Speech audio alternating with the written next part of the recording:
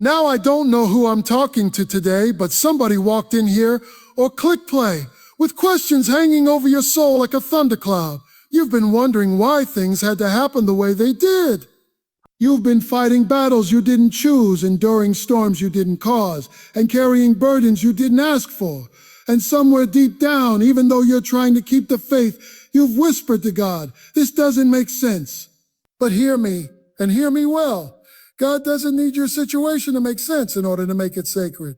Just because you don't see the blueprint doesn't mean the builder isn't working. God is not inactive. He is not silent. He is not confused. He is not late. He is God. And he is strategic. He allows what he allows because he's building what you can't yet comprehend. You see, we serve a God who writes in layers. While you're stuck on the sentence, he's already finished the chapter. While you're pacing through the problem, he's preparing the purpose. And if you'll just hold on, if you'll just lean in, if you'll just stay with me for the next few minutes, I promise you, by the end of this message, something that didn't make sense yesterday is going to start looking like divine strategy today. Because God is about to make it all make sense. You see, one of the most difficult things about walking with God is this. He often works in silence, and he rarely explains himself in real time. That's where our faith gets tested the most. Not in the victories, not in the breakthroughs, but in the confusion, in the waiting room, in the fog, in the spaces between the promise and the fulfillment, where nothing seems to line up and everything feels like it's falling apart. That's where we start to ask questions. God, if you love me, why did this happen? Why now? Why like this? Why me? And it's in that moment, when we're confused, frustrated, and spiritually short of breath, that we must remember, God doesn't waste time, and he doesn't waste pain. What seems confusing to us now is part of a divine pattern we're just too close to see. The problem isn't that God isn't working. The problem is we're not high enough to see how all the pieces connect. From our vantage point, life looks like scattered fragments, broken dreams, and unfinished business. But from heaven's perspective, it's all part of a master design. Think about a tapestry. On the back, it looks like knots, loose threads, and chaos. But flip it over, and suddenly there's a picture, a plan, a masterpiece. That's what God is doing with your life. On your side, it looks random, like there's no method to the madness. But on his side, there's a picture coming together that will make you weep when you finally see it. That's why we have to stop interpreting God through the lens of our circumstances. See, we keep trying to make sense of God by using our own experiences. But God is not bound by what you see. He's not limited by what you understand. He's not intimidated by what intimidates you. He doesn't need your approval to move. He doesn't need your permission to orchestrate purpose. So even when it doesn't look like it, he's moving, he's weaving, he's aligning. Some of you are in a season right now that makes no sense. You were obedient, you prayed, you believed, and still the door closed. Still the diagnosis came. Still the relationship ended. Still the finances dried up.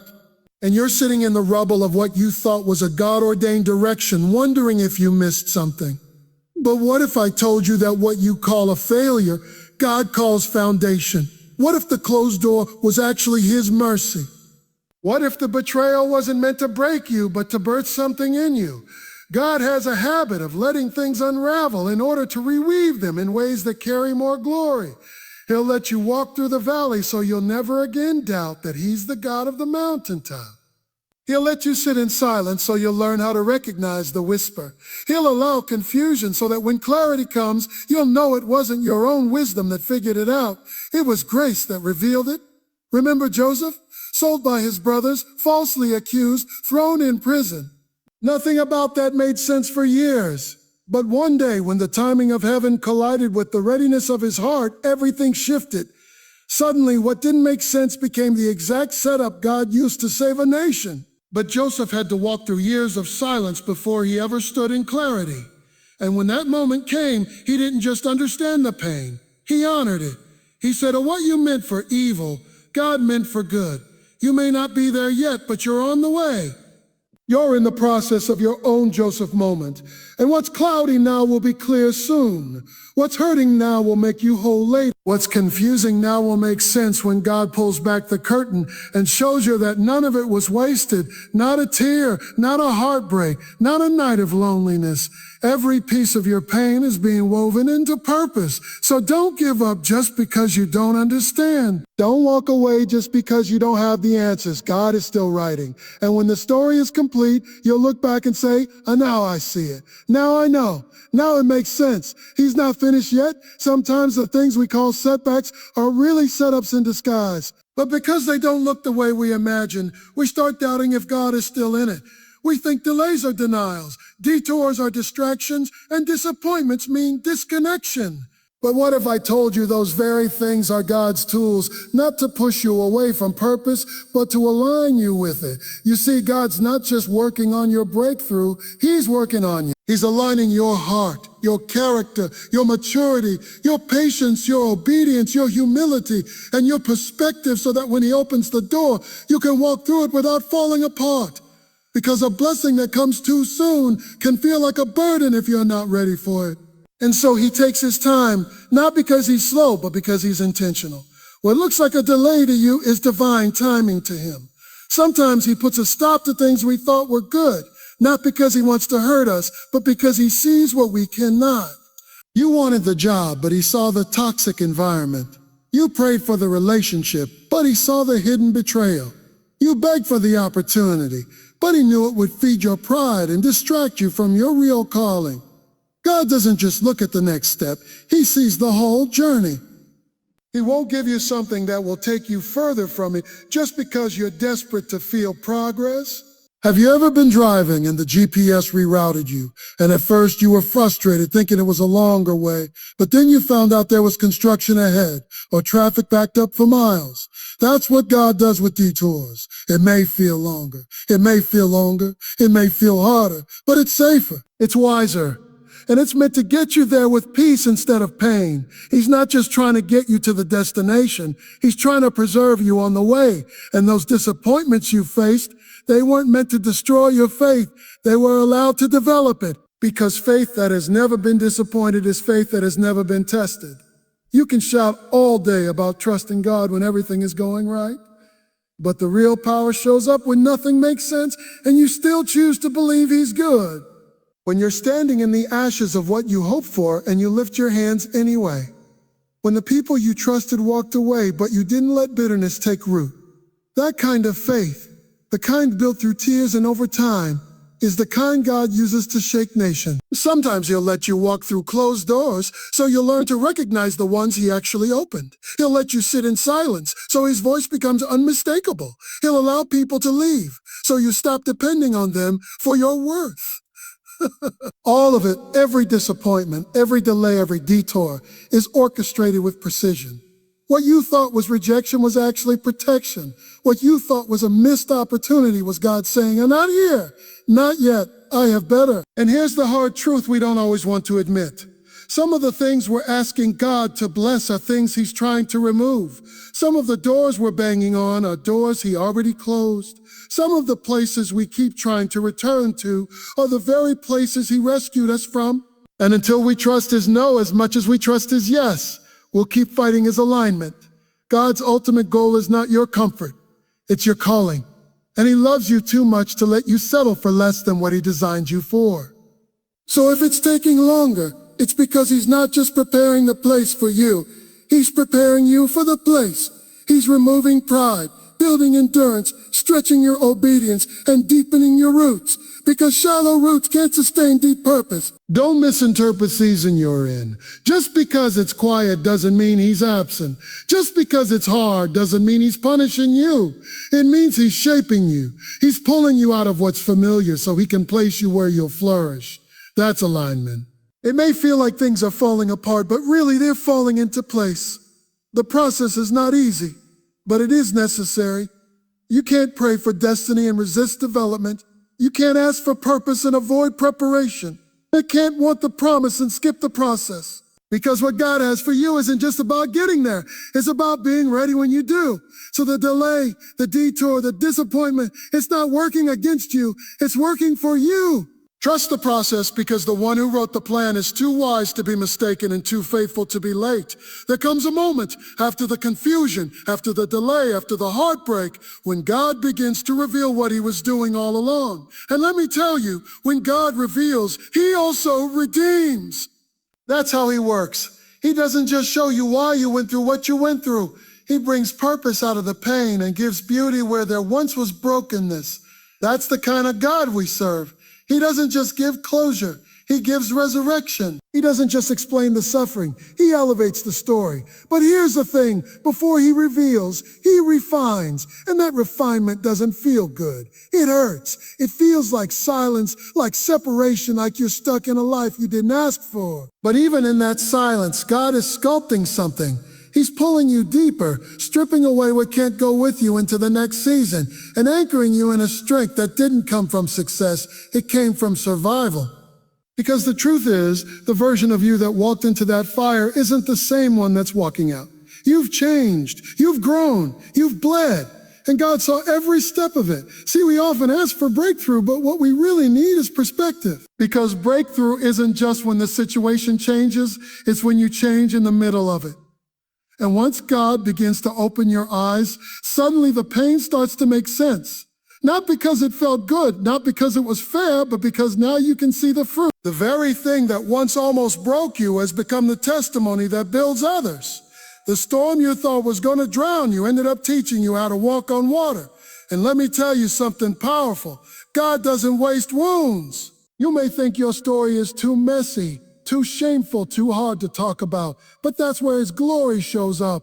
In the places you tried to hide, in the parts you thought were too far gone, that's where he brings healing. And not just healing for you, but healing through you. Because once you've been redeemed, you don't just walk different, you speak different, you pray different, you believe different, you believe different. Because you know what it means to come back from something. Some of you are still in the thick of it, still waiting for the why. And I know that place. It's lonely, it's heavy, but let me encourage you, God doesn't owe you an explanation to be trustworthy. He doesn't need to answer every question to prove he's good. Sometimes he'll let you walk with the wound before he shows you the wisdom. Sometimes you have to trust the Redeemer before you see the redemption. Kneel. But oh, when he starts to reveal it, when he starts to lift the veil, it will all begin to make sense. You'll see why that door had to close. You'll see why that person walked away. You'll understand why the timing had to be what it was. And when that revelation comes, it won't just bring understanding, it'll bring peace. That deep, unshakable peace that only God can give. Not because life is perfect, but because now you know it was never out of his hands. And here's what's even more powerful. When God redeems your story, he restores what you thought was lost. The years you thought were wasted, he redeems them. The identity you thought you lost, he restores it. The purpose you thought you missed, he brings it back around stronger than before. Because that's what redemption does. It doesn't just return you to where you were.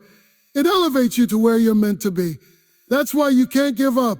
That's why you've got to keep trusting, even when it hurts. Because there's a moment coming where the weight of what you've been carrying will be lifted, and what you've been confused about will become the very place of clarity.